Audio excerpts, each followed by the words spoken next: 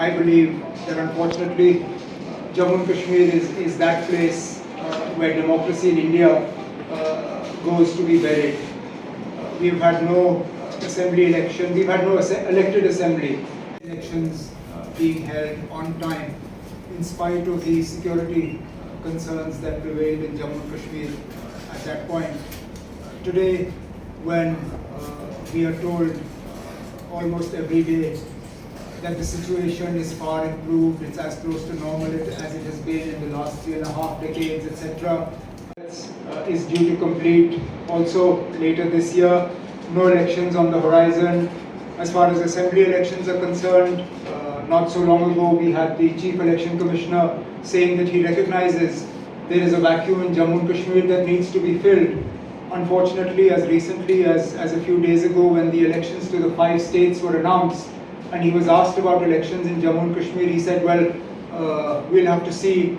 There are other factors that need to be taken into consideration. No attempt has been made to share with the people of Jammu and Kashmir exactly what those factors are that are denying us our legitimate right to an elected government in Jammu and Kashmir. And in the meantime, the people are suffering. The absence of an elected government has meant an absence of public contact with the administration. There is very little, if any, public contact with the government of the day in Jammu and Kashmir and the people of Jammu and Kashmir at the moment. You have a situation where, with amazing regularities, scams are reported, but even the basic allegations are not looked into. Had those scams been alleged against an opposition government, you can be rest assured that by now investigative agencies would have moved in and if nothing else, raids would have happened. The state of the media in Jammu and Kashmir is a matter of great concern. The fact is that I have never known the media to be as pressurized as it is today in terms of what they can report and what they can't report. The fact is that even cartoonists today in Jammu and Kashmir are afraid to draw cartoons about the government, preferring to draw cartoons about people who haven't been in government for, if I talk about myself now, almost 10 years. But that's the way it is. Journalists are denied permission to travel. Most recently, you had a case where a journalist was nominated for an award, and under pressure from the right wing, the organization that was to give her the award withdrew it less than 24 hours before she was to arrive there to take it. Numbers are fudged to present a picture far rosier than it is. While I'll be the first to accept that yes, tourism is visible in Jammu and Kashmir, it isn't for the first time in the last 50 years that you've had a situation like this. But the way in which numbers are sort of reduced to suggest that for the first time tourism in Kashmir has crossed 1 crore. The problem with that number is that the number hasn't changed. The methodology to count it has changed. As a practice, previous governments, mine included, and others before me, never counted pilgrims as tourists. For the very simple reason that we found it was very difficult to move pilgrims from the beaten track to actual tourist areas, particularly when you came to Mata Vaishno Devi pilgrims.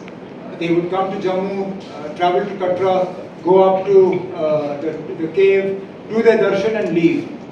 Hardly anybody would move off the track to go and visit any of the areas, even close to Jammu. But this year we find that the government has decided to include Mata Vaishno Devi pilgrims and Amarnath Yatris in the official tourist numbers. Immediately your number bumps up because you have more than 1 crore Yatris to Mata Vaishno Devi, and that's where you get the 1 crore tourist numbers. So you don't have an increased number of tourists into Jammu and Kashmir. All you do is change the way you count them. Similarly, where investment was promised after 5th August 2019, I keep asking the government, please show us something new. Show us a new project that has come up post 5th August 2019. Don't show us the 4-laning of the highway because that was something Dr. Manmohan Singh did. Don't show us the Zujila tunnel because that is also a product of the UPA.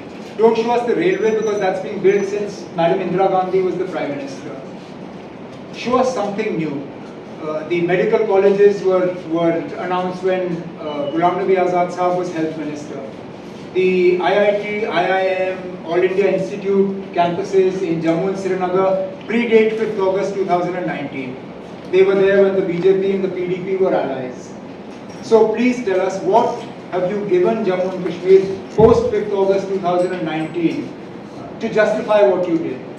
Or for that matter, fresh investment. Show us a sector in Kashmir that has seen investment.